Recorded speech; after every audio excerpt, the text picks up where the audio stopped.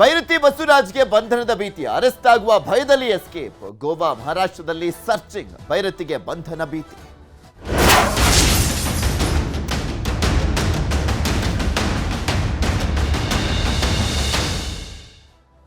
Rowdy sheeter ಬಿಕ್ಲು Shiva ಕೊಲೆ ಕೇಸ್ಗೆ ಸಂಬಂಧಪಟ್ಟಂತೆ ಬಂಧನದ ಭಯ ಕಾಡ್ತಾ ಇರುವಂತದ್ದು ಬೈರತಿ ಬಸವರಾಜ್ ಅವರಿಗೆ. ಅಜ್ಞಾತ ಸ್ಥಳದಲ್ಲಿದ್ದಾರೆ ಬಿಜೆಪಿಯ ಶಾಸಕ ಮಾಜಿ ಸಚಿವ ಬೈರತಿ ಬಸವರಾಜ್. ಬೈರತಿ ಬಸವರಾಜ್ ಬಂಧನಕ್ಕೆ ಸಿಐಡಿ 3 ತಂಡಗಳನ್ನ ರಚನೆ ಮಾಡಿದೆ. ಯಾವಾಗ ನಿರೀಕ್ಷಣಾ ಜಾಮೀನು ರದ್ದಾಯಿತು ಆ ಕ್ಷಣದಿಂದಲೇ ಬೈರತಿ ಬಸವರಾಜ್ ಅವರು ನಾಪತ್ತೆ ಆಗಿದ್ದಾರೆ. ಗೋವಾ ಮಹಾರಾಷ್ಟ್ರದಲ್ಲಿ 2 ತಂಡಗಳಿಂದ ಹುಡುಕಾಟವನ್ನ ಮಾಡಲಾಗ್ತಾ ಇದೆ. ನಿನ್ನೆ ಮಧ್ಯಾಹ್ನದಿಂದ Byrathi Basavaraj mobile switch off ಬರ್ತಾ ಇರುವಂತದ್ದು, ಬೈರತಿ ಜೊತೆಗೆ ಸಂಪರ್ಕದಲ್ಲಿರುವಂತ ವ್ಯಕ್ತಿಗಳ ಬಗ್ಗೆನೂ ಕೂಡ ತನಿಖೆಯನ್ನ ಮಾಡಲಾಗ್ತದೆ. ಪುಣೆ ಮಾರ್ಗವಾಗಿ ಹೋಗಿರುವಂತದ್ರ ಬಗ್ಗೆ ಮಾಹಿತಿ ಸಿಗ್ತಾ ಇದೆ ಅವರಿಗೆ. ಸದ್ಯಕ್ಕೆ ಪುಣೆವರೆಗೂ ಲೊಕೇಶನ್ ಪತ್ತೆ ಆಗಿದೆ. ಬಳಿಕ ಸ್ವಿಚ್ ಆಫ್ ಆಗಿರುವಂಥದ್ದು ಅವರ ಫೋನ್.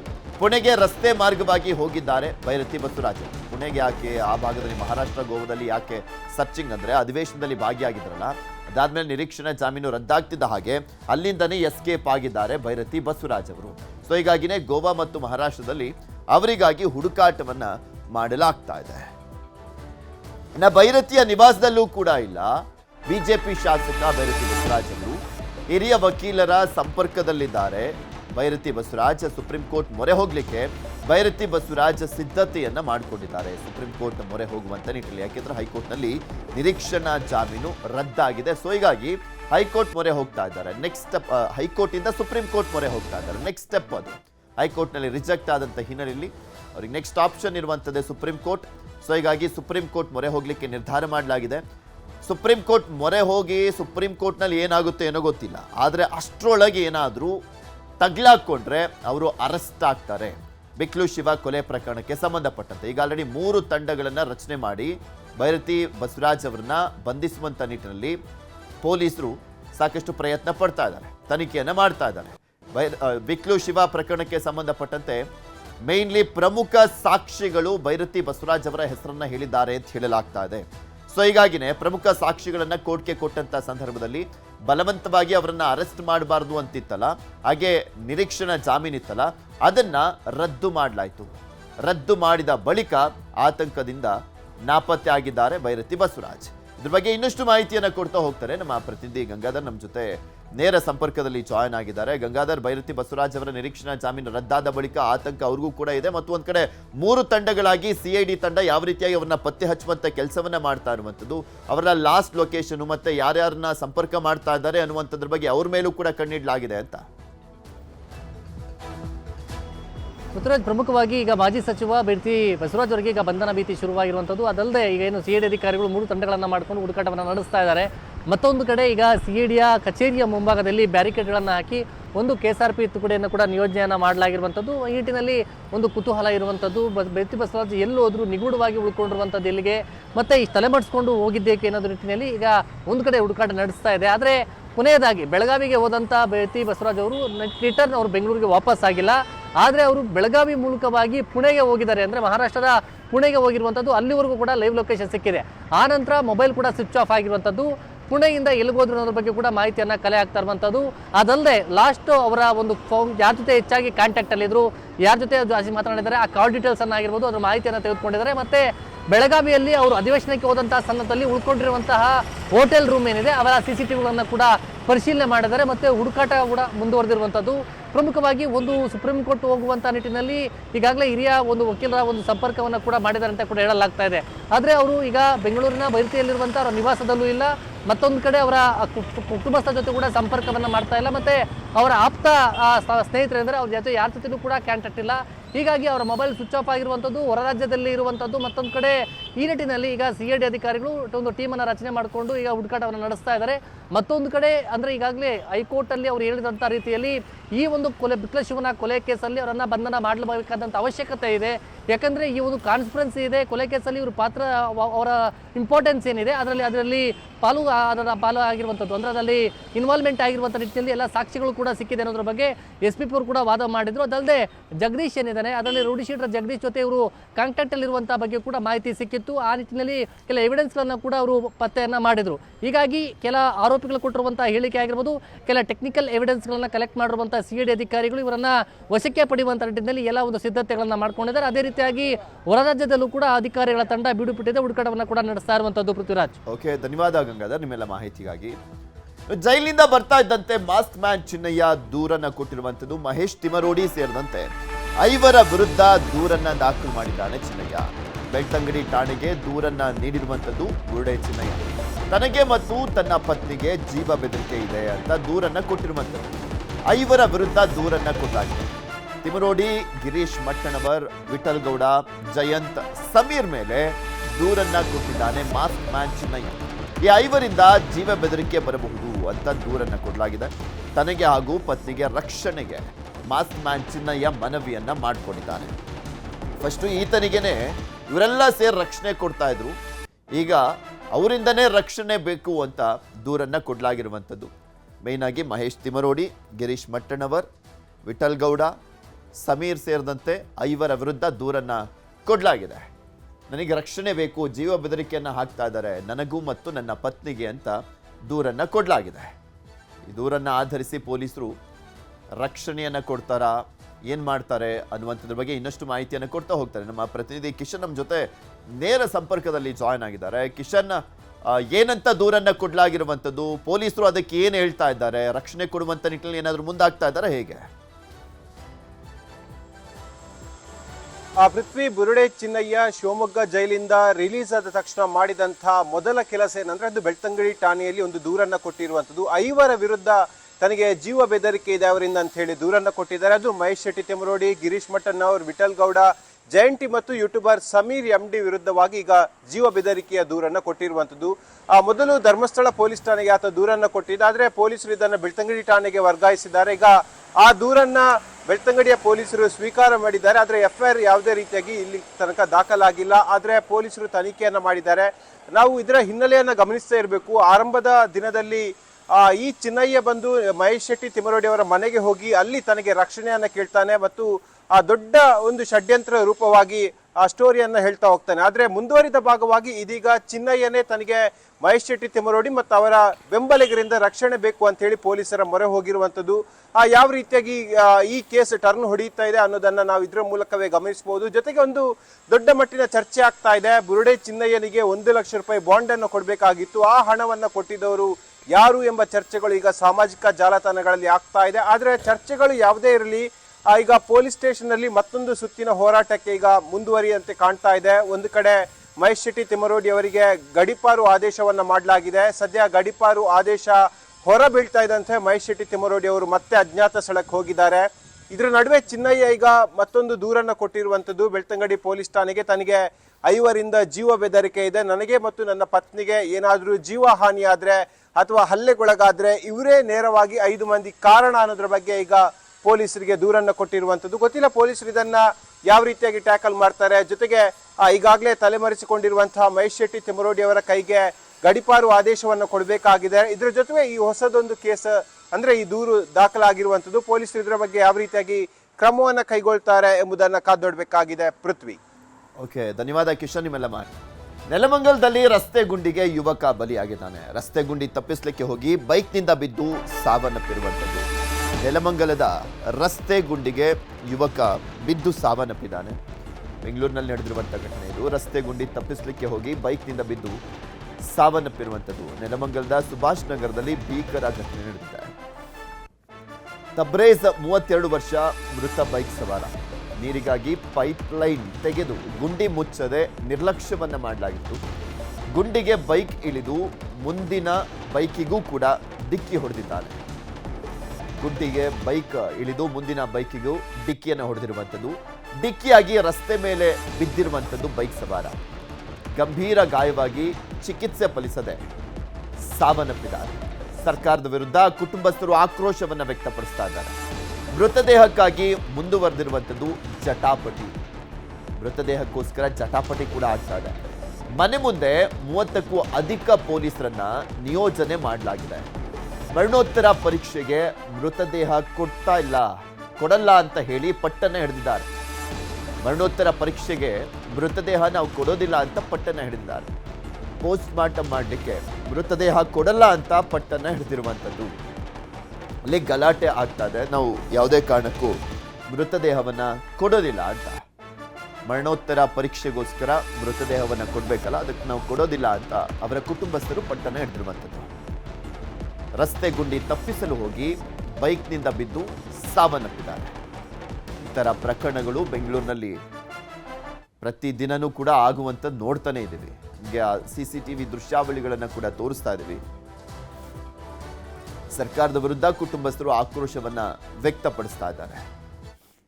ಆತ ಬಲಿಯಾದಂಥ ಸಂದರ್ಭದ ದೃಶ್ಯಾವಳಿ ಇದೆ ಅದು.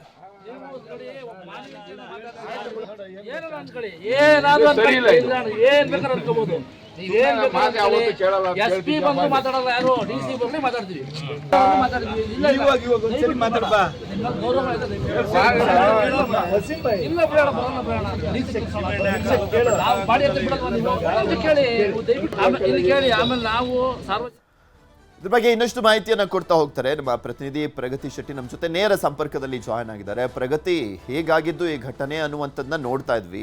ಈಗ ಆ ವಿಚಾರಕ್ಕೆ ಸಂಬಂಧಪಟ್ಟಂತೆ ಸರ್ಕಾರದ ವಿರುದ್ಧ ಯಾವ ರೀತಿಯ ಆಕ್ರೋಶ ವ್ಯಕ್ತಪಡಿಸ್ತಾ ಇದ್ದಾರೆ, ಯಾವ ರೀತಿಯ ಜಟಾಪಟಿ ಆಗ್ತಾ ಇದೆ ಅಲ್ಲಿ? ಪೃಥ್ವಿ, ನೆಲಮಂಗಲದಲ್ಲಿ ಡಿಸೆಂಬರ್ 17ನೇ ತಾರೀಕಿನಂದು ನಡೆದಿರುವಂತಹ ಘಟನೆ ಇದು. ತಬ್ರೇಜ್ ಅನ್ನುವಾತ ಮೃತಪಟ್ಟ ಬಳಿಕ ಆತನ ಬಾಡಿಯನ್ನ ಮನೆಗೆ ತರಲಾಗುತ್ತೆ. ಬಟ್ ಪೊಲೀಸರು ಏನ್ ಹೇಳ್ತಾ ಇರೋದಪ್ಪ ಅಂತ ಹೇಳಿದ್ರೆ, ಈತ ಸಾಯುವಂತಹ ಸಂದರ್ಭದಲ್ಲಿ ಅಂದ್ರೆ ಎದುರುಗಡೆ ಇದ್ದಂತಹ ಒಂದು ಬೈಕ್ಗೆ ಗುದ್ದಿರ್ತಾರಲ್ಲ, ಅರವಿಂದ್ ಅನ್ನುವಾತನ ಬೈಕ್ಗೆ ಈ ತಬ್ರೇಜ್ ಇದ್ದಂತಹ ವಾಹನ ಹೋಗಿ ಗುದ್ದಿರುತ್ತೆ. ಸೊ ಅರವಿಂದ್ ಈತನ ವಿರುದ್ಧ ಅಂದ್ರೆ ಈತ ಚಲಿಸ್ತಾ ಇದ್ದಂತಹ ಗಾಡಿಯ ವಿರುದ್ಧ FIR ನ ದಾಖಲು ಮಾಡಿದ್ದಾರೆ. ಸೊ ತಬ್ರೇಜ್ ಮನೆಯವರು ಆಕ್ರೋಶವನ್ನ ಹೊರಹಾಕ್ತಾ ಇರೋದು, ಸೊ ನಮ್ಮ ತಪ್ಪಿಲ್ಲದೆ ನಮ್ಮ ಮನೆ ಹುಡುಗ ಸತ್ತೋಗಿದ್ದಾನೆ, ಅದ್ರ ಮೇಲೆ FIR ಬೇರೆ ಹಾಕಿದ್ದಾರೆ, ಅದರ ಜೊತೆಗೆ ನಮಗೆ ಯಾವುದೇ ರೀತಿಯಾದಂತಹ ಪರಿಹಾರ ಆಗ್ಲಿ ಯಾವುದು ಕೂಡ ಸಿಗ್ತಾ ಇಲ್ಲ, ನಮ್ಮ ವಿರುದ್ಧವೇ ಆಕ್ರೋಶ ಹೊರ ಆಗ್ತಾ ಇದೆ. ಇಲ್ಲಿ ನಾವು ಬ್ಲೇಮ್ ಮಾಡ್ತಾ ಇರುವಂತದ್ದು ನೇರವಾಗಿ ಆ ಒಂದು ಸುಭಾಷ್ ನಗರದಲ್ಲಿ ಕಾಮಗಾರಿ ಮಾಡ್ತಾ ಇದ್ದಂತಹ ನಗರಸಭೆಯ ವಿರುದ್ಧ. ಸೊ ಅವ್ರ ವಿರುದ್ಧ ಆಕ್ರೋಶ ವ್ಯಕ್ತ ಆಗ್ತಾ ಇದೆ ವ್ಯಾಪಕವಾಗಿ. ಸೊ ಪೊಲೀಸರು ಮನೆ ಹತ್ರ ಹೋಗಿ ಪೋಸ್ಟ್ ಮಾರ್ಟಮ್ಗೆ ಬಾಡಿಯನ್ನ ಕೊಡೋದಕ್ಕೆ ಕೇಳ್ತಾ ಇದ್ದಾರೆ. ಆದ್ರೆ ಯಾವುದೇ ರೀತಿಯಾಗಿ ಕುಟುಂಬಸ್ಥರು ಬಾಡಿಯನ್ನ ಕೊಡೋದಕ್ಕೆ ಸಾಧ್ಯವೇ ಇಲ್ಲ. ಸ್ಥಳಕ್ಕೆ DC ಬರಬೇಕು ಅಂತೆಲ್ಲ ಒತ್ತಾಯನ್ನ ಮಾಡ್ತಾ ಇದ್ದಾರೆ. ಅವರ ಮನೆಯ ಮುಂದೆ ಒಂದು ದೊಡ್ಡ ಹೈಡ್ರಾಮವೇ ಸದ್ಯ ನಡೀತಾ ಇರುವಂತದ್ದು. ಪೊಲೀಸ್ ಸಿಬ್ಬಂದಿ ಹೆಚ್ಚಿನ ಸಂಖ್ಯೆಯಲ್ಲಿ ಕೂಡ ನಿಯೋಜನೆ ಆಗಿದ್ದಾರೆ. ನೆಲಮಂಗಲ ಸಂಚಾರಿ ಪೊಲೀಸ್ ಠಾಣಾ ವ್ಯಾಪ್ತಿಯಲ್ಲಿ ನಡೆದಿರುವಂತಹ ಘಟನೆ ಇದು. ಸೊ ಇಲ್ಲಿ ಒಂದು ಪಾಯಿಂಟ್ ಏನಪ್ಪಾ ಅಂತ ಹೇಳಿದ್ರೆ, ತಬ್ರೇಜ್ ಕುಟುಂಬಸ್ಥರಾಗ್ಲಿ ಅಥವಾ ಅರವಿಂದ್ ಕುಟುಂಬಸ್ಥರಾಗ್ಲಿ, ಇವರಿಬ್ರು ಕುಟುಂಬಸ್ಥರು ಕೂಡ ಈ ಒಂದು ಘಟನೆಯಿಂದ ಇಬ್ರು ಕೂಡ ಕುಗ್ಗಿ ಹೋಗಿರುವಂತದ್ದು. ಅಲ್ಲೇನಾದ್ರೂ ಸರಿಯಾಗಿ ಕಾಮಗಾರಿ ಆಗಿದ್ದಿದ್ರೆ, ಅಂದ್ರೆ ನಗರಸಭೆಯಿಂದ ಮಣ್ಣು ಮುಚ್ಚುವಂತಹ ಕೆಲಸ ಆಗಿದೆ ಆ ಗುಂಡಿಗೆ, ಅದನ್ನು ಬಿಟ್ಟು ನೀಟಾಗಿ ಕಾಮಗಾರಿ ಮುಗಿದ ಮೇಲೆ ಕ್ಲೀನ್ ಆಗಿ ಒಂದು ಏನೋ ಆ ರಸ್ತೆಯನ್ನ ಸರಿಯಾಗಿ ಮಾಡಿದಿದ್ರೆ ಇಷ್ಟೆಲ್ಲ ಆಗುವಂತಹ ಒಂದು ಸಿಚುವೇಶನ್ ಕ್ರಿಯೇಟ್ ಆಗ್ತಾ ಇರಲಿಲ್ಲ. ಸೊ ಮಾಡುವಂತಹ ಕೆಲಸವನ್ನ ಅಧಿಕಾರಿಗಳು ನೆಟ್ಟಗೆ ಮಾಡಿದ್ರೆ, ಅದರ ಜೊತೆಗೆ ಗಾಡಿಯಲ್ಲಿ ಹೋಗುವಾಗ ನಾವು ಕೂಡ ಹೆಲ್ಮೆಟ್ ಅನ್ನ ಧರಿಸಿ ಸರಿಯಾಗಿ ಸ್ಪೀಡ್ ಲಿಮಿಟ್ ಅಲ್ಲಿ ಕಂಟ್ರೋಲ್ ಇದ್ರೆ ಈ ರೀತಿಯಾದಂತಹ ಯಾವುದೇ ಘಟನೆ ಕೂಡ ಅವ್ರನ್ನ ಏನಾದ್ರೂ ಮನವೊಲಿಸುವಂತ ಕೆಲಸ ಆಗ್ತಾ ಇದೆಯಾ? ಅವ್ರ ಬೇಡಿಕೆ ಏನು ಈ ಸಂದರ್ಭದಲ್ಲಿ? ಪೃಥ್ವಿ, ಅವ್ರ ಬೇಡಿಕೆ ಇರುವಂತದ್ದು, ಅವ್ರು ಈಗ ಸದ್ಯಕ್ಕಿರುವಂತಹ ಪೊಲೀಸ್ ಠಾಣೆಯಲ್ಲಿ ದೂರ ಏನ್ ದಾಖಲಾಗಿದೆ ಅದನ್ನ ವಾಪಸ್ ತಗೊಳ್ಬೇಕು. ಅದ್ರ ಜೊತೆಗೆ ನಗರಸಭೆಯವರ ವಿರುದ್ಧ ದೂರನ್ನ ದಾಖಲು ಮಾಡಬೇಕು. ಯಾಕಂದ್ರೆ ಇಷ್ಟೆಲ್ಲ ಅವಾಂತರಕ್ಕೆ ಕಾರಣ ಆಗಿದ್ದು ನಗರಸಭೆಯವರು ಅನ್ನುವಂಥದ್ದು ಇವರ ಒಂದು ಆರೋಪ. ಸೊ ಪೈಪ್ಲೈನ್ ಕಾಮಗಾರಿಗೋಸ್ಕರ ರಸ್ತೆಯನ್ನು ಆಗದ್ಮೇಲೆ ಅದನ್ನ ಸರಿಯಾಗಿ ಮುಚ್ಚಬೇಕಾಗಿತ್ತು, ಬಟ್ ಕಣ್ಣಿಗೆ ಮಣ್ಣಾಕೋ ಕೆಲಸ ಮಾಡಿದ್ದಾರೆ. ಸೊ ನೀಟಾಗಿ ಕೆಲಸ ಮಾಡದೇ ಇರುವಂತಹ ಎಫೆಕ್ಟ್ ಅಲ್ಲಿ ಹೋಗ್ತಾ ಇರುವಂತವರೆಲ್ಲರೂ ಕೂಡ ಬಿದ್ದಿರುವಂತದ್ದು ಅನ್ನುವಂಥದ್ದು ತಬ್ರೇಜ್ ಕುಟುಂಬಸ್ಥರ ಆರೋಪ. ಸೊ ಈ ಕಾರಣಕ್ಕಾಗಿ ನಾವು ಬಾಡಿಯನ್ನ ಕೊಡೋದಿಲ್ಲ ಅನ್ನುವಂಥದ್ದು ಇವ್ರು ಹೇಳ್ತಾ ಇರುವಂತದ್ದು. ಅಂದ್ರೆ ತಬ್ರೇಜ್ ಅವರ ಸ್ನೇಹಿತರ ಜೊತೆಗೆ ಡಿಸೆಂಬರ್ 17ಕ್ಕೆ ಬರ್ತಾ ಇರುವಾಗ ಇಬ್ರು ಸ್ನೇಹಿತರ ಜೊತೆ ಬರ್ತಾ ಇರ್ತಾರೆ. ಅವರು ಕೂಡ ಸ್ವಲ್ಪ ಸ್ಪೀಡ್ ಅಲ್ಲೇ ಇರ್ತಾರೆ, ಆದ್ರೆ ಹೆಲ್ಮೆಟ್ ಕೂಡ ಧರಿಸಿರೋದಿಲ್ಲ. ಮುಂದಗಡೆ ಹೋಗ್ತಾ ಇದ್ದಂತಹ ಗಾಡಿಯು ಕೂಡ ಸಡನ್ ಆಗಿ ಬ್ರೇಕ್ ಹಾಕ್ತಾರೆ. ಈ ಒಂದು ಆ ಕಾಮಗಾರಿ ನಡೀತಾ ಇದ್ದಂತಹ ಜಾಗ ಗುಂಡಿ ಏನ್ ಬಿದ್ದಿರುತ್ತೆ ಅದನ್ನ ನೋಡಿ ಸಡನ್ ಆಗಿ ಅವರು ಕೂಡ ಬ್ರೇಕ್ ಹಾಕ್ತಾರೆ. ತಬ್ರೇಜ್ ಇದ್ದಂತಹ ವೆಹಿಕಲ್ ಕೂಡ ತುಂಬಾ ಸ್ಪೀಡ್ ಆಗಿ ಬರ್ತಾ ಇದ್ದಂತಹ ಕಾರಣ ಇವರು ಕೂಡ ಬ್ರೇಕ್ ಹಾಕಿ ಕಂಟ್ರೋಲ್ಗೆ ಸಿಗದೆ ಆ ಸಂದರ್ಭದಲ್ಲಿ ತಬ್ರೇಜ್ ಸ್ಥಳದಲ್ಲೇ ಸಾವನ್ನಪ್ಪೋದು. ಅಂದ್ರೆ ಆತನ ಜೊತೆಗಿದ್ದಂತಹ ಇತರ ಸ್ನೇಹಿತರ ಪರಿಸ್ಥಿತಿಯು ಕೂಡ ಈಗ ಗಂಭೀರವಾಗಿದೆ. ಸೊ ಇಷ್ಟೆಲ್ಲ ಜನರ ಜೀವನ ಜೊತೆಗೆ ಆಟ ಆಡ್ತಾ ಇರುವಂತದ್ದು ಅಧಿಕಾರಿಗಳು ಮಾಡದೇ ಇರುವಂತಹ ನೆಟ್ಟಿಗೆ ಕೆಲಸ ಮಾಡಿದ್ರೆ ಈ ರೀತಿಯಾಗಿ ಆಗ್ತಾ ಇರಲಿಲ್ಲ. ಸೊ ಅವ್ರ ಕಾಮಗಾರಿ ಸರಿಯಾಗಿ ಮಾಡದೇ ಇರುವಂತಹ ಎಫೆಕ್ಟ್ ಈ ರೀತಿಯಾಗಿ ಆಗಿದೆ ಅನ್ನುವಂಥದ್ದು ಇವರ ಕುಟುಂಬಸ್ಥರ ಆರೋಪ. ಧನ್ಯವಾದ ಪ್ರಗತಿ ನಿಮ್ಮೆಲ್ಲ ಮಾಹಿತಿಗಾಗಿ. Welcome back. ಬ್ಯಾಂಕ್ ನಲ್ಲಿ ಅಡವಿಟ್ಟ ಚಿನ್ನ ಏನಾಗ್ತಾ ಇದೆ? ಬಿಡಿಸಿ ತಂದಾಗ ವ್ಯತ್ಯಾಸ ಯಾಕೆ ಬರ್ತಾ ಇದೆ? ಗ್ರಾಹಕರ ಆರೋಪ ಏನು? ಬ್ಯಾಂಕ್ ಹೇಳೋದೇನು? ಅಡವಿಟ್ಟ ಚಿನ್ನ ಮಾಯನ.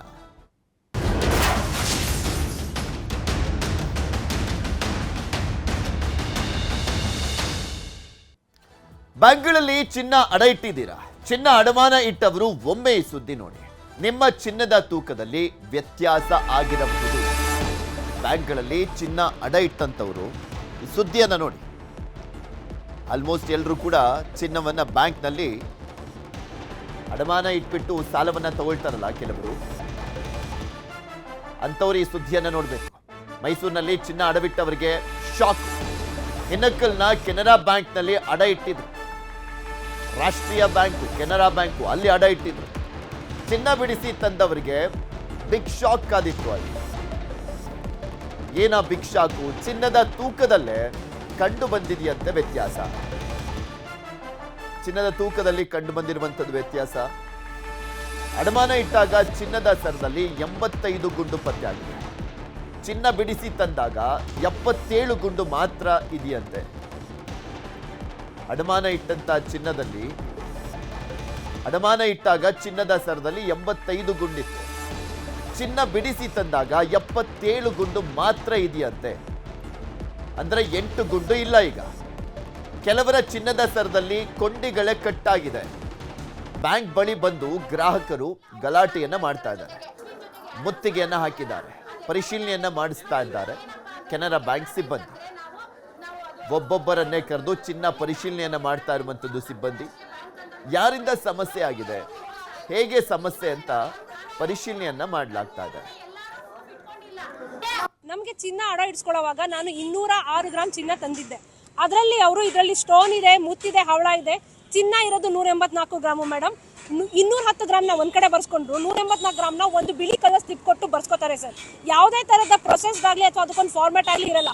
ಒಂದು ಹಳೆ ಒಂದು ಬಿಳಿ ಕಲರ್ ಚೀಟಿಯಲ್ಲಿ ಬರ್ಸ್ಕೊಂಡ್ರು. ಬಂದು ಕೇಳಿದೆ, 212-13 ಗ್ರಾಮ್ ಇದನ್ನ ಅಶ್ವಿನ್ ಅಂತ ಇದ್ದೀನಿ ಆಚಾರ, ಹೆಂಗೆ 184 ಗ್ರಾಮ್ ಬರ್ದ್ರಿ ಅಶ್ವಿನ್ ಅವರೇ ಅಂದ್ರೆ, ಮೇಡಮ್ ಸಿಂಪಲ್, ನಿಮ್ದು 4 ಲಾಂಗ್ ಚೈನಲ್ಲೂ ಮುತ್ತು, ಹವಳ ಇದೆ, ರೂಬಿಗಳಿದೆ, ಅದನ್ನ ತೆಗೆದು ಬರೀ ಚಿನ್ನ ಮೆನ್ಷನ್ ಮಾಡಿದ್ದೀನಿ. ಕೆನರಾ ಬ್ಯಾಂಕ್ ಅಲ್ವಾ ಮೇಡಮ್, ನಮ್ಮನ್ನೇ ಡೌಟ್ ಮಾಡ್ತೀರಾ? ಬರೋಗಿ ಹಂಗೆ ಇರುತ್ತೆ, 184 ಗ್ರಾಮ್ ಚಿನ್ನದಷ್ಟೇ ಮೆನ್ಷನ್ ಮಾಡಿದ್ದೀನಿ ಅಂದ್ರು. ಬ್ಯಾಂಕ್ನ ನಂಬ್ಕೊಂಡು ನಾವು ಮನೆಗೆ ಹೋದ್ವಿ ಸರ್. ಬಿಡಿಸ್ಕೊಳಕ್ಕೆ ಅಂತ ಬಂದ್ರೆ ಮುತ್ತು, ಹವಳ ಎಲ್ಲ ಸೇರಿ 184 ಗ್ರಾಮ್ ಇದೆ ಸರ್. ಪ್ರತಿ ಲಾಂಗ್ ಚೈನು ಶಾರ್ಟ್ ಆಗಿದೆ. ನಂದು ಒಬ್ಳದೇ ಅಲ್ಲ ಸರ್, ಒಳಗಿರೋರು ರಾಂಗ್ ಸ್ಟೇಟ್ಮೆಂಟ್ ಕೊಡ್ತಿದ್ದಾರೆ. ಮಾಂಗಲ್ಯ ಚೈನ್ ಬಂದು ನಮ್ದು 50 ಗ್ರಾಮ್ ಇತ್ತು, ಇವಾಗ ಅದು 46.5 ಆಗಿದೆ. ಹಿಂದ್ಗಡೆ ಕೊಂಡಿ ಎಲ್ಲ ಕಟ್ಟಾಗಿದೆ ಅದು. ಆಮೇಲೆ ಲಾಂಗ್ ಚೈನ್ ಇದೆಯಲ್ಲ, ಅದು ತುಂಬ ಉದ್ದ ಇತ್ತು, ನನಗೆ ಗೊತ್ತು, ಫೋಟೋಸ್ ಎಲ್ಲ ಇದೆ ನನ್ನ ಹತ್ರ. ಈಗ ಅದು ನೆಕ್ಲೆಸ್ ಥರ ಆಗ್ಬಿಟ್ಟಿದೆ, ಅಂದರೆ ತುಂಬಾ ಶಾರ್ಟ್ ಆಗಿದೆ. ಅಂದರೆ ಅದರಲ್ಲಿ 4 ಗ್ರಾಮ್ ಹೋಗಿದೆ, ಮತ್ತು ಇನ್ನೊಂದು ಚೈನಲ್ಲಿ ಅರ್ಧ ಗ್ರಾಮ್ ಹೋಗಿದೆ. ಒಟ್ಟು ಟೋಟಲ್ ನನಗೆ 9 ಗ್ರಾಮ್ ಲಾಸ್ ಆಗಿದೆ ಸರ್. ಒಂದು ಮಾಂಗಲ್ಯ ಸರ ಬಂದು 30 ಗ್ರಾಮ್ ಇರೋದು, ಅದು ಈಗ ಬಂದು ನೋಡಿ ವೆಯ್ಟ್ ಬಂದರೆ 26, ಅದರಲ್ಲೂ 23 ಮಾಡಿದ್ದಾನೆ. ವೇಸ್ಟೇಜ್ ಎಲ್ಲ ತೆಗ್ದಿ ಅಂತ ಕೇಳಿ, ತೂಕ ಮಾತ್ರ ಕರೆಕ್ಟಾಗಿದೆ. ಕತ್ತಿಗೆ ಹಾಕಿ ನೋಡಿದ್ರೆ ತುಂಬ ತುಂಡ ಬರ್ತಾ ಇದೆ. ಅವ್ರು ನೋಡಿದ್ರೆ ಬರೀ 4-5 ಜನ ಮಿಸ್ ಯು ಅಂತಾರೆ, ಇಲ್ಲಿ ನೋಡಿದ್ರೆ ತುಂಬ ಜನ ಮಿಸ್ ಯು ಆಗಿದೆ. ನಮಗೆ ಆಮೇಲೆ ಲಾಂಗ್ ಸರಗಳಲ್ಲಿ ಕೊಂಡಿಗಳು 8 ಇದೆ. ಕರೆಕ್ಟಾಗಿ ನೋಡಿದ್ರೆ ಅದು ಗೋಲ್ಡ್ ಥರ ಕಾಣಿಸ್ತಾ ಇಲ್ಲ. ಕೇಳಿದ್ಕೆ ಇಲ್ಲ, ಅದು ಬೆಳಕಿಗೆ ಆ ಥರ ಕಾಣ್ತಾ ಇದೆ ಅಂದರು. ಸರ್, ನಾನು ಇಲ್ಲಿ ಗೋಲ್ಡ್ 8 ವರ್ಷದಿಂದ ಇಡ್ತಾ ಇರೋದು ಸರ್. ಲೀವ್ ಮಾಡಿಸ್ಕೊಳ್ಳೋದು ಮತ್ತೆ ಹೋಗ್ತಾ ಇದ್ದಿದ್ದು ಹಾಗೇನೆ. ಮೇಡಮ್, ನೀವು ಬಿಡಿಸ್ಕೊಳ್ಳುವಾಗ ನಾನು 25 ಗ್ರಾಮ್ ಕೊಡ್ತೀನಿ, ಹೇಗೆ ಕೊಡ್ತೀಯ ಅಂದಾಗ, ಈಗ 10 ಗ್ರಾಮ್ಗೆ 1.5 ಗ್ರಾಮ್ ನಾವು ತೆಗಿತೀವಿ, 20 ಗ್ರಾಮ್ಗೆ 1.5 ಗ್ರಾಮ್ 3, ಅಲ್ಲಿಂದ 5 ಗ್ರಾಮ್ಗೆ ಇಷ್ಟು ತೆಗೆದ್ಬಿಟ್ಟು ಕೊಡ್ತೀವಿ ಅಂತ ಹೇಳ್ಬಿಟ್ಟು ಅವ್ನು 25 ಗ್ರಾಮ್ ಬರ್ದಿಲ್ಲ ಸರ್, ನನಗೆ ಕಮ್ಮಿ ಬರೆದು ಕೊಟ್ಟಿದ್ದಾನೆ. ಆಮೇಲೆ ಸಿಂಗಲ ತೂಕ ಹಾಕೊಂಡ್ರು ಹಾಕಿಲ್ಲ, ಇವನು ಒಟ್ಟಿಗೆ ತೂಕ ಹಾಕ್ಬಿಟ್ಟು ಕೊಟ್ಟಿದ್ದಾನೆ. ನನಗಿದು ಈಗ ಮೊನ್ನೆ ಗೊತ್ತಾದ ತಕ್ಷಣ ನಾನು ಬಂದು ಗಲಾಟೆ ಮಾಡಿದಾಗ ಇವರು ಇಲ್ಲ ಕರೆಕ್ಟಾಗಿ ಇರುತ್ತೆ ಎಲ್ಲರದ್ದು, ಏನಿಲ್ಲ ಹೋಗಿ ಅಂತ ಹೇಳಿದ್ರು. ನನಗೆ ಟೋಕನ್ ಕೊಟ್ಟ ಪ್ರಕಾರದಲ್ಲಿ ನಾನು ಬುಧವಾರ ಚೆಕ್ ಮಾಡಿದಾಗ ನನ್ನ ನೆಕ್ಲೆಸು 25 ಗ್ರಾಮ್ ಇರೋದ್ರಲ್ಲಿ 21 ಗ್ರಾಮ್ ಇದೆ. ಮತ್ತು ಬಳೆ ಕೂಡ ನಾನು ಒಂದು ಬಳೆ ಮನೆದ್ರಿಗೆ ಉಜ್ಜಿದ್ದಾನೆ. ಆಗಲೂ ಕೂಡ ನಾನು ಗಲಾಟೆ ಮಾಡಿದ್ದೀನಿ, ನನ್ನ ಬಳೆ ಯಾಕೆ ಉಜ್ಜಿದ್ಯಾ ಅಂತ. ಇಲ್ಲ ಮೇಡಮ್, ಚೆಕ್ ಮಾಡಕ್ಕೆ ಅಂತ ಹೇಳ್ದ. ನಾನು ಅದನ್ನು ಸ್ಲಿಪ್ ಕೊಟ್ಟಿದ್ದೀನಿ, ಚೆಕ್ ಮಾಡೋ ಅವಶ್ಯಕತೆ ಇಲ್ಲ, ಇದು ಗೋಲ್ಡ್ ಆರ್ಮಾರ್ಕ್ ಇದೆ ನೋಡು ಅಂತ ಹೇಳಿದಾಗ ತುಂಬಾ ಉಜ್ಜಿದ್ದಾನೆ ಸರ್. ಅದು ನನ್ನ ಅಡವಿಟ್ಟಿದ್ದ ಚಿನ್ನ ಎಗರಿಸ್ತಿದ್ದಾನ ಅಕ್ಕಸಾಲಿಗ ಅಶ್ವಿನ್ ಅನ್ನುವಂಥ ಪ್ರಶ್ನೆ ಈಗ ಎದ್ದಿರುವಂಥದ್ದು. ಡೌಟ್ಗಳು ಇವರು ಎತ್ತಿದಂಥ ಸಂದರ್ಭದಲ್ಲಿ ಈಗ ಅಕ್ಕಸಾಲಿಗ ಅಶ್ವಿನ್ ಮೇಲೆ ಡೌಟು. 19 ಗ್ರಾಮ್ ಚಿನ್ನದ ಸರ ಬಿಡಿಸಿದಾಗ 16 ಗ್ರಾಮ್ ತೂಕ ಇದೆ ಅಷ್ಟೇ. ಚೈನ್ ಕಟ್ ಮಾಡಿ ವೆಲ್ಡ್ ಮಾಡಿದ್ದಾರೆ ಅಂತ ಆರೋಪವನ್ನ ಮಾಡಲಾಗ್ತಾ ಇದೆ. ಚೈನ್ ಕಟ್ ಮಾಡಿ ವೆಲ್ಡ್ ಮಾಡಿದ್ದಾರೆ ಅಂತ. ಮೈಸೂರಿನ ಗಾಯತ್ರಿ ಎಂಬುವರಿಗೆ ಸೇರಿದಂಥ ಚಿನ್ನದ ಸರ. ನ್ಯೂಸ್ 18 ಸುದ್ದಿ ಪ್ರಸಾರದ ಬೆನ್ನಲ್ಲೇ ಅಶ್ವಿನ್ ವಿರುದ್ಧ ಎಫ್ಐಆರ್ ದಾಖಲು ಮಾಡಲಾಗಿದೆ. ವಿಜಯನಗರ ಪೊಲೀಸ್ ಠಾಣೆಯಲ್ಲಿ ಎಫ್ಐಆರ್ ಅನ್ನ ದಾಖಲು ಮಾಡಲಾಗಿದೆ. ಎಫ್ಐಆರ್ ದಾಖಲಾಗಿದೆ, ಪೊಲೀಸರು ತನಿಖೆಯನ್ನ ಮಾಡ್ತಾ ಇದ್ದಾರೆ. ಅಕ್ಕಸಾಲಿಗ ಅಶ್ವಿನ್ ವಿರುದ್ಧ FIR ದಾಖಲಾಗಿರುವಂಥದ್ದು. ಆತನೇ ಇಲ್ಲಿ ಚಿನ್ನವನ್ನು ಕಟ್ ಮಾಡಿ ವೆಲ್ಡ್ ಮಾಡ್ತಾ ಇದ್ದಾನೆ ಅಂತ ಅನುಮಾನ ಬರದ ರೀತಿಯಲ್ಲಿ ಇಲ್ಲಿ ಯಾಮಾರಿಸ್ತಾ ಇದ್ದಾನೆ ಅನ್ನುವಂಥ ಆರೋಪ ಕೇಳಿ ಬರ್ತಾ ಇದೆ. ಬೀದರ್ ಯಮ ಫ್ಯಾಕ್ಟರಿಗಳ ಬಗ್ಗೆ ನ್ಯೂಸ್ 18 ವರದಿಯನ್ನ ಪ್ರಸಾರ ಮಾಡಿತ್ತು. ನ್ಯೂಸ್ 18 ವರದಿ ಮಾಡ್ತಾ ಇದ್ದಂತೆ ಎಚ್ಚೆತ್ತಿರುವಂಥದ್ದು ಅಧಿಕಾರಿಗಳು. ಹುಮ್ನಾಬಾದ್ಗೆ ಮಾಲಿನ್ಯ ನಿಯಂತ್ರಣ ಮಂಡಳಿ ಭೇಟಿಯನ್ನ ಕೊಟ್ಟಿದೆ. ಮೊನ್ನೆ ಅಷ್ಟೇ ಈ ಸುದ್ದಿಯನ್ನ ಪ್ರಸಾರ ಮಾಡಿದ್ವಿ. ಹುಮ್ನಾಬಾದ್ನಲ್ಲಿ ಅಲ್ಲಿನ ಜನ ವಿಷ ನೀರನ್ನ ಕುಡಿಯುವಂಥ ಪರಿಸ್ಥಿತಿ ಇದೆ, ವಿಷಾನಿಲ ಪರಿಸ್ಥಿತಿ ಇದೆ. ನ್ಯೂಸ್ 18 ವರದಿ ಬಳಿಕ ಎಚ್ಚೆತ್ತಿರುವಂಥದ್ದು PCB ಅಧಿಕಾರಿಗಳು ಇಂಡಸ್ಟ್ರಿಯಲ್ ಪ್ರದೇಶದ ಗ್ರಾಮಗಳಿಗೆ ಭೇಟಿಯನ್ನು ನೀಡಿ ಪರಿಶೀಲನೆ ಮಾಡ್ತಾ ಇದ್ದಾರೆ. ನಮ್ಮೂರಲ್ಲಿ ನ್ಯೂಸ್ 18 ವರದಿಯ ಬಿಗ್ ಇಂಪ್ಯಾಕ್ಟ್ ಇದೆ. ಹಳ್ಳಕ್ಕೆ ಬಿಡ್ತಾ ಇರುವಂಥ ಕಾರ್ಖಾನೆಯ ತ್ಯಾಜ್ಯ ನೀರು ಸಂಗ್ರಹ, ಇಂಡಸ್ಟ್ರಿಯಲ್ ಏರಿಯಾದ ಕಾಲುವೆ, ದುಮ್ಮನಸೂರ್, ಮಾಣಿಕ್ ನಗರ, ಬ್ರಿಡ್ಜ್ ಸೇರಿದಂತೆ ಹಲವೆಡೆ ನೀರಿನ ಸಂಗ್ರಹ ಮಾಡಲಾಗ್ತಾ ಇದೆ.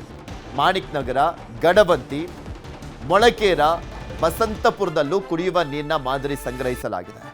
ನೀರು ಸಂಗ್ರಹಿಸಿ ಕಲಬುರಗಿ PCB ಲ್ಯಾಬ್ಗೆ ರವಾನೆ ಮಾಡಲಾಗಿದೆ. ಕೆಮಿಕಲ್ ಅಂಡ್ 4 ಟೈರ್ ಪ್ಯಾರಾಲೋಸಿಸ್ ಕಾರ್ಖಾನೆಗಳಿಂದ 3 ಗ್ರಾಮಗಳ ಜನರಿಗೆ ಆಗ್ತಾ ಇರುವಂಥ ಆರೋಗ್ಯ ಸಮಸ್ಯೆಗಳ ಬಗ್ಗೆ ನ್ಯೂಸ್ 18 ವರದಿಯನ್ನು ಮಾಡಿತ್ತು. ವರದಿ ಮಾಡ್ತಾ ಇದ್ದಂತೆ ಪರಿಸರ ಅಧಿಕಾರಿ ಮೃತ್ಯುಂಜಯ, ಸಹಾಯಕ ಪರಿಸರ ಅಧಿಕಾರಿ ಸಂತೋಷ್ ಕುಮಾರ್ ಭೇಟಿಯನ್ನು ನೀಡಿ ಪರಿಶೀಲನೆಯನ್ನು ಮಾಡ್ತಾ ಇದ್ದಾರೆ. ನಾವು ಪ್ರಮುಖವಾಗಿ ಬೀದರ್ ವಿಚಾರಕ್ಕೆ ಸಂಬಂಧಪಟ್ಟಂತೆ ನೋಡೋದಾದ್ರೆ, ಬೀದರ್ನ ಪರಿಸರ ಸಚಿವರು ಈಶ್ವರ್ ಖಂಡ್ರೆ, ಉಸ್ತುವಾರಿ ಸಚಿವರು ಅವರೇ. ಇಂಥ ಸಂದರ್ಭದಲ್ಲಿ ಬಿಗ್ ಬಾಸ್ದೆಲ್ಲ ಎಕ್ಸಾಂಪಲ್ ಕೊಟ್ಟಿದ್ವಿ.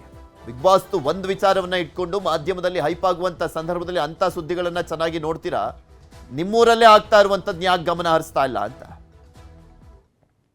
ಹುಮ್ನಾಬಾದ್ ತಾಲೂಕಿನ ಹೊರವಲಯ ಏನು ಇಂಡಸ್ಟ್ರಿಯಲ್ ಫ್ಯಾಕ್ಟ್ರಿಗಳಿವೇನಿದೆ ಅದರಿಂದ ಏನದಂದ್ರೆ ಸುಮಾರು ಜನಗಳಿಗೆ ಏನದಂದ್ರೆ ಭಾಳಷ್ಟು ಸಂಕಷ್ಟನಲ್ಲಿ ಬದುಕ್ತಾ ಇದ್ದಾರೆ. ಹಾಗಾಗಿ ನ್ಯೂಸ್ 18 ಅವರು ವರದಿ ಮಾಡಿ ನಂತರ ಏನದಂದ್ರೆ PCB ಅಧಿಕಾರಿಗಳು ಬಂದು ಏನದಂದ್ರೆ ಗಡವಂತಿ, ಮಾಣಿಕ್ ನಗರ್, ಮೋಳ್ಕೆರಲ್ಲಿ ಏನದಂದ್ರೆ ನೀರು ಸಂಗ್ರಹ ಮಾಡಿ ಒಯ್ದಿದ್ದಾರೆ. ಭಾಳಷ್ಟು ಸಂತೋಷದ ವಿಷಯ. ಆದರೆ ಸುಮಾರು ಸಲ ಏನದಂದ್ರೆ ನಾವು ಹೋರಾಟ ಮಾಡಿದಾಗ ಮತ್ತು ಮಾಧ್ಯಮ ಮೂಲಕ ಏನದಂದ್ರೆ ಅಧಿಕಾರಿಗಳು ಬರ್ತಾರೆ, ನೀರು ಒಯ್ದು ಸಂಗ್ರಹ ಮಾಡಿ ಒಯ್ತಾರೆ, ಮತ್ತು ಅಲ್ಲಿಂದೇ ಬಂದ್ ಮಾಡ್ತಾರೆ. ಇಲ್ಲಿವರೆಗೂ ಏನದಂದ್ರೆ ಯಾವುದೇ ಫ್ಯಾಕ್ಟ್ರಿಗಳು ಬಂದ್ ಆಗ್ತಾ ಇಲ್ಲ. ಏಕೆ ಅನ್ನೋದು ಪ್ರಶ್ನೆ ನಮ್ಮಲ್ಲಿ ಕಾಡ್ತಾ ಇದೆ. ಹೀಗಾಗಿ ಇವತ್ತು ನ್ಯೂಸ್ 18 ಅವರು ಬಂದು ಏನದಂದ್ರೆ ಭಾಳಷ್ಟು ಫ್ಯಾಕ್ಟ್ರಿನಲ್ಲಿ ಓಡಾಡಿ ಏನದಂದ್ರೆ ಹೊಗೆ ಬರೋದು ಮತ್ತು ರಾಜರೋಷವಾಗಿ ಹೊಗೆ ಬಿಡುವುದಾಗಲಿ ಮತ್ತು ಕೆಮಿಕಲ್ ಬಿಡುವುದಾಗಲಿ ಭಾಳಷ್ಟು ಮಾಡ್ತಾ ಇದ್ದಾರೆ. ಇದನ್ನೆಲ್ಲನೂ ಏನದ ಗುರುತುಪಡಿಸಿ ಇವತ್ತು ನ್ಯೂಸ್ 18 ಅವರು ನ್ಯೂಸ್ ಮಾಡಿದ್ದಾರೆ. ಆ ನ್ಯೂಸ್ ನಂತರ ಏನದಂದ್ರೆ ಅಧಿಕಾರಿಗಳು ಬಂದು ಏನದಂದ್ರೆ ನೀರು ಸಂಗ್ರಹ ಮಾಡಿರ. ಆದರೆ ಇಲ್ಲಿವರೆಗೂ ಏನದಂದ್ರೆ ಕ್ರಮ ತಗೋತಾ ಇಲ್ಲ. ಮುಂದೆ ಬರೋ ಅಂಥದ್ದಿಂದಲೇ ಕಂಪನಿಗಳು ಬಂದ್ ಆಗಲಿಲ್ಲ ಅಂದ್ರೆ ಇವ್ರ ವಿರೋಧ ಏನದಂದ್ರೆ ನಾವು ಹೋರಾಟ ಮಾಡಬೇಕಂತ ಹೇಳಿ